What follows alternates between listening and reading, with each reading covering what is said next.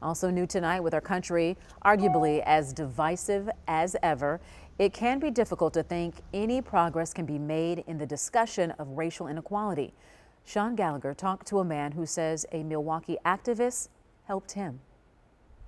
It's clear the recent marches and protests are making some change. Local police departments around the country are looking at what they can do better as local communities start backing their fellow residents of color. But the voice of one local activist hit home for a Wisconsin grandfather who says he's on the road to becoming a reformed racist. I'm racist through default. Greg Pittman's from Freedom, Wisconsin, just outside of Baraboo. He's the first to admit he has biases learned through his family. And it's why last month he tuned in to Wisconsin Public Radio, where the conversation centered around protests in George Floyd's name. That's what's wrong with America today, because we're putting politics over people's lives. Milwaukee activist TRACEY DENT did an interview that morning, and Greg listened. I could sense a positive note in his voice in a time that's hard to be positive. It's so amazing to see that it's a diverse crowd. Greg felt compelled to reach out to TRACEY. Thursday, I got both men on a call to talk about their experiences. It was positive. It was very positive conversation. I'm trying to educate myself more. TRACEY is a community activist who pushes for equality and ending injustice.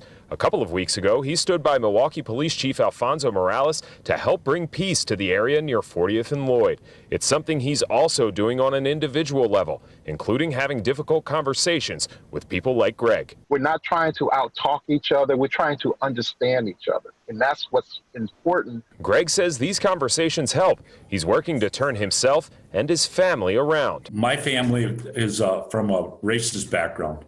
You know, I just had a conversation with my mother last week. It's hard to convince people. He's determined to break the chain of biases and racism. I don't want this legacy. Oh, Grandpa Greg was racist and ignorant.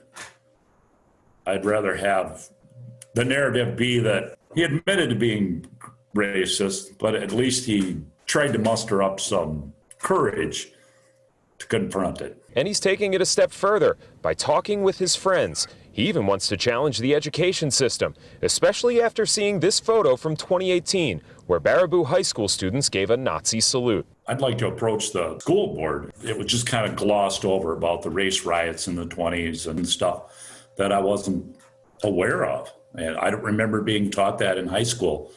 And then it made me question as why was I not made aware of this? He's going to be a champion in his town.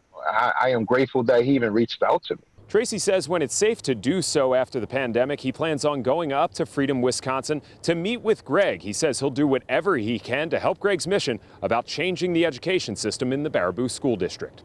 In Milwaukee, Sean Gallagher, TMJ4 News.